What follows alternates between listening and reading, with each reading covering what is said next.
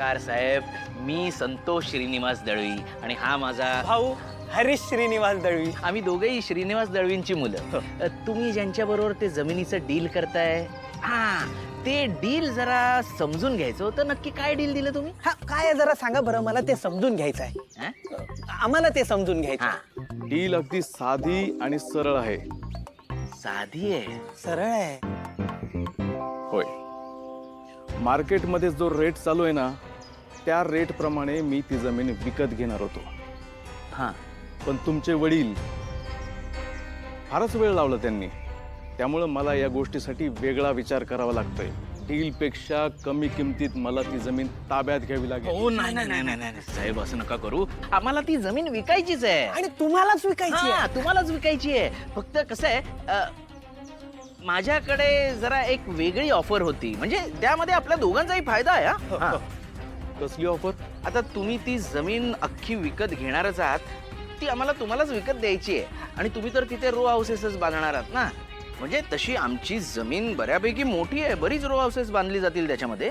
त्यापैकी एक जमिनीचे पैसे देण्याऐवजी एक 4-5 रो हाऊसेस तुम्ही आम्हाला दोन पुरे आहे आपल्याला.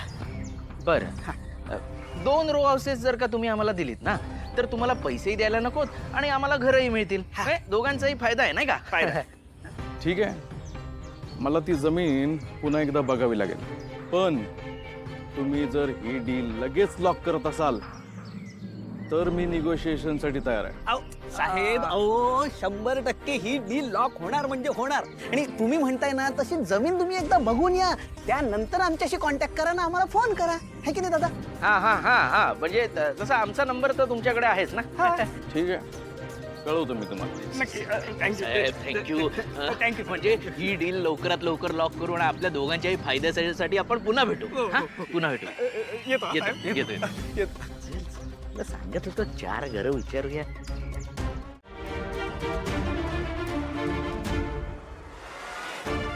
याला काय अर्थ नाही. नाही नाही बाबा, नाही. तुम्ही त्याच्या आत्ता माझ्याबरोबर येणार आहात आणि तिकडे सही करणार आहात. नाही, बरोबर आहे बाबा. तुम्ही आत्ताच चला. नाही, आत्ताच्या आतलं नाही. नाही बाबा, आत्ताच्या आतलं. नाही बाबा, एक थांब, एक थांब. ए, वीणा, थांब. बाबा, चला. नाही, थांबा.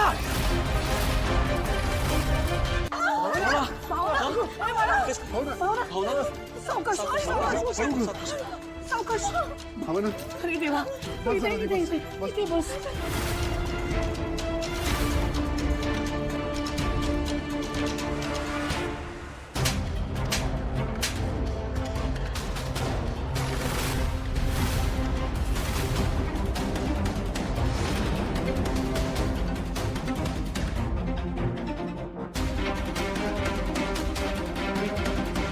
माझी बायको प्रेग्नंट आहे, त्यामुळे तिच्या अवतीभोवती वावरताना ना भान ठेवा जरा.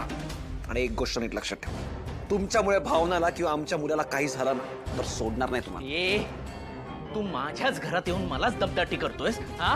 अहो, दमदाटी करणारा मी कोण आहे हो? जशी भावना माझी बायको आहे ना, तशी तुमची बहीण सुद्धा आहे. खरं तर तुम्हाला त्याची काळजी वाटायला पाहिजे, पण ते जाऊ दे. हं? तिला धक्का देऊन सुद्धा तुमच्यावर काही परिणाम होणार नसेल तर मी काय समजतोस तू स्वतःला? हा, काय समजतोस? तू शरीर, तू काय समजतो स्वतःला? कळते का काय बोलतोस तू? भावनाच्या अशा नाजूक अवस्थेत तुझा धक्का लागला म्हणून पडली भावना, आणि वर तू सिद्धूशीच भांडतोयस. ती स्वतःहून मध्ये आली, तोल जाऊन पडली, त्यात माझी काय चूक आहे? हा माणूस माझ्या अंगावर उगाचच धावून आलाय. अरे, काय समजतोस काय तू स्वतःला? हा, कोण समजतोस? राहू द्या ना संतोष. आता खरं सांगू तर मला ना वाद घालण्यात अजिबात रस नाही तुम्ही. काय राहू दे? दाखव ना, दाखव दाखव दाखव दाखव. चल ये, मी नाही घाबरत तुला. दाखव, काय बोलतोयस तू? संतोष, बस. तुझ्या वागण्याला ताळतंत्र नाही, बोलण्यात खान नाही. हे बघ, झालं तेवढं पुऱ्या. तुझा तमाशा झाला असेल तर निघ आता. जातोच आहे, नाही राहायचं मला या मोडक्या घरात. मग कशाला थांबलायस?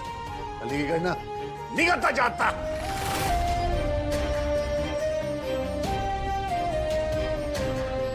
आणि संतोष, एक लक्षात ठेव, जर पुन्हा तुला आमच्या या मोडक्या घरात यायचंच असेल तर संयमाने वागायचं.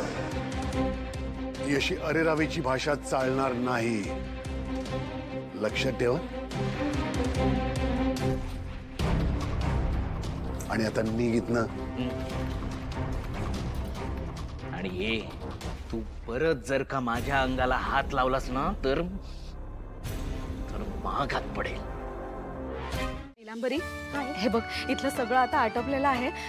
मी पन्हा करून ठेवलंय ना, तर बायका आल्यानंतर त्यांना लागेल जरा फ्रीज मध्ये ठेवून दे फक्त. हा लवकर. हा. रेणुकाताई, अरे लक्ष्मीताई, उशीर नाही ना झाला आम्हाला? अहो नाही नाही नाही, बसा ना. नाही हो, सगळ्यात आधी तुमचे आभार मानू दे मला.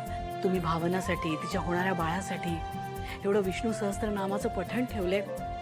कोण करतो अलीकडे असं? अहो आभार कसले त्यात? नाही असं कसं?